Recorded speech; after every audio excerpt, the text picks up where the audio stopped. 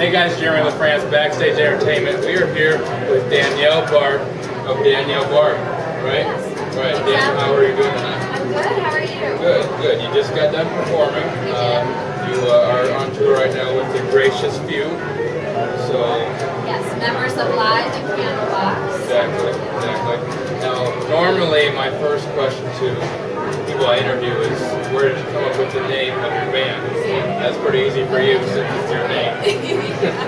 Exactly. So, what do the other band members feel like of having your name as a band though?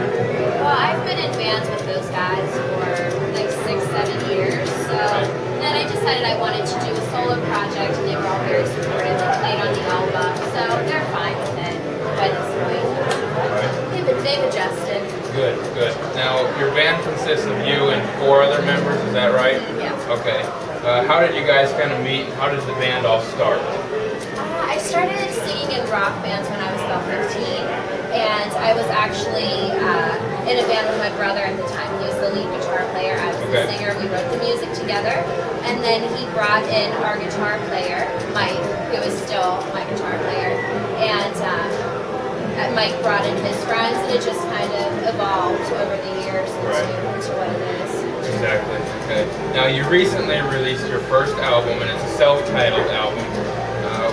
How has kind of the response been from fans as you've been going on tour? Because I know you're out hanging by the merch table, meeting fans and everything, and selling your CD. How has the response been? It's been great. The Facebook fans are awesome. They come out to all the shows. And the strangest thing so far has been the people who get either like my autograph tattooed on them or like my face tattooed. Was not used to that, so that's a new experience of touring and being on tour. The tattoos.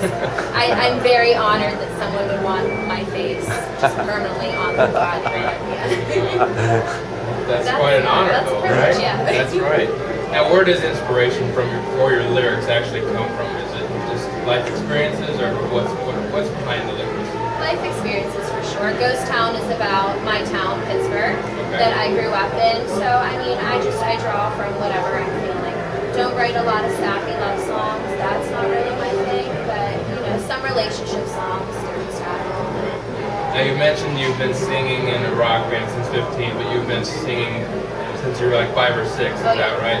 How has kind of singing that early in your life helped you, like right now in your career? Well, you definitely learn. I was a super, super shy little girl. I didn't talk too much until I was like about 12, but the singing I could do. So my parents really pushed me because I was so shy and didn't talk to perform and use that more as my outlet. So when I was about 6, I was already on stage performing, and you know, I think that shapes you as an artist. I don't know what my personality would be like, what my stage presence would be like now if I hadn't started that young and overcome that. Okay. You've had some good luck with some of your songs you can kind of tell me about in TV and movies, things like that. Tell the fans a little bit more about, you know, kind of what you were telling me earlier. Okay. My song Ghost Town was on the show on CBS Ghost Whisperer with Jennifer Love. That has since been canceled. Not my fault. And Wango Tango was in the movie Vampire Suck, which is by the creator and producer of Scary Movie 1 and 2, Date Movie, all of those. Those two films, Exactly. So pretty good luck so far. Yeah. For just coming out in March. Exactly, yep. So you talked about your single Ghost Town, kind of being about your town and things like that. What's the deeper meaning behind Ghost Town? Ghost Town, it does, a lot of people from Pittsburgh will get the references. A lot of the steel mills, they closed in 1984, so when I say like the city died in 84, they're like, oh, I know what she's talking about. A lot of references that I think that people from Pittsburgh would probably understand. But yeah, it's about being kind of stuck in a town where it's just kind of, it's sucking the life out of you when you feel like you need to move on and find different things. And I did feel that way for a while, and then you end up, you come back home. I moved to LA, made the album, and then, where did I want to go but come back home to Pittsburgh and like have a Permani sandwich. So. Yeah, exactly.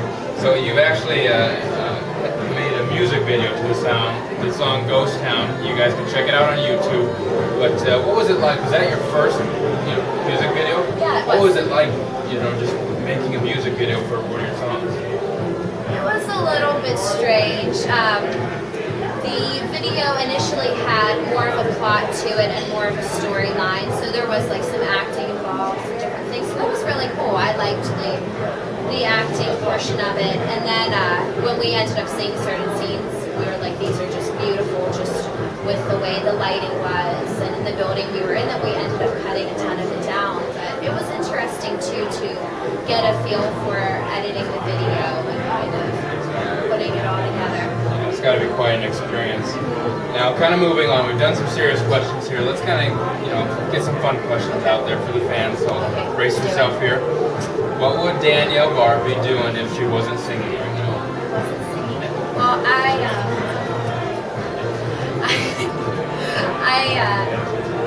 I was a psychology major in college, so maybe doing something with that. I don't know though. I always wanted to sing, so I'm not sure if I would end up going back to that. But I love to. I knit and I sew and I do a lot of different things with that too. So I don't know. Maybe something else that was a little bit creative. But you are fulfilling your passion, and definitely this is what I want to be doing. Exactly. Now, tough question here. I asked this to a lot of bands. If you could be just anybody for one day, who would you be? Could be anybody in the world. Mick Jagger or Cher. Yeah. Really? Both older than me, but I mean, Cher's amazing. Right. I'm a rock and roll performer, but I mean, Cher, what a career. And she's like, what, I think 64 or so, and the woman is just still going. Yeah. Same with Mick Jagger, just the careers that they've had and the stamina, and they just keep doing what they're doing, and they're great at it. And, everyone wishes for that type of career. So. Yeah, exactly. Now, taking the stage and everything, what is probably the craziest thing you've actually seen a fan do? Well, I told you about the tattoos, so that's pretty insane to me to get my face like tattooed on you. I appreciate it, but that's kind of nuts. People are really great too with making me different things, painting me different things, making me look great, doing different stuff. That's not necessarily crazy, but that's just something that I think is just so sweet when someone comes to a show and they actually took time to do that and care that much. So. Exactly, yeah. And you are getting that exposure from your fans now, and getting well known now. So here's kind of a fun one for you. Okay. Give us your idea of what a perfect date would be. Perfect date. That's some really bad dates. I don't even know anymore. All right, tell us a bad date story. That'd be a bad good one. date. Oh God, I feel so bad for this person for telling this, but he had just been to the dentist and it was a setup. So this was our first date, like blind date, didn't know it.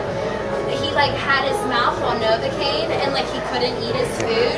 So he's trying to talk to me like hamburgers falling out, and I'm like, oh God, I'm trying to be polite, but I'm like, this is horrific. So would not relive that experience. No.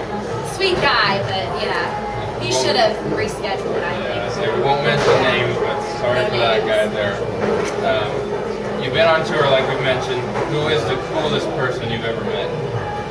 Well, the bands I've toured with, you saw the guys tonight, they're wonderful. I have met a lot of really awesome people though, just while I was doing the album and while I was out in LA. My first day I moved out to LA and I was in a rehearsal space. I was waiting for the bathroom and, I'm waiting, I'm like, what is this? For God's sakes, get out the freaking bathroom. And out comes Flea from the Red Hot Chili Peppers. Really? I'm like, I didn't even know what to say. I'm like, okay. And then I step outside and Ronnie Wood's outside. So that was a crazy day. That was my welcome to LA experience. Right. But the Gracious Few guys are wonderful though. I've toured with Candlebox now and they're just complete sweethearts, complete rock stars, and just the nicest people. So who is that superstar you would absolutely love to meet? Well, the people who I really looked up to growing up, I love to meet. I love Chris Robinson. I love Scott Weiland, Chris Cornell. Yep. So, a big 90s girl. So, yeah. So last question for you. Just tell the fans out there where they can go to learn more about Danielle Barbe. Guys, I'm everywhere. Go on Facebook. I'm on Twitter. Go on daniellebarbe.com. I have a blog. Find me, friend me. We'll talk. Awesome. All right, once again, Danielle Barbe. Check her out. She's everywhere. She says, I'm Jeremy Lafrentz with Backstage Entertainment. Thank you. All right. Check us out, guys.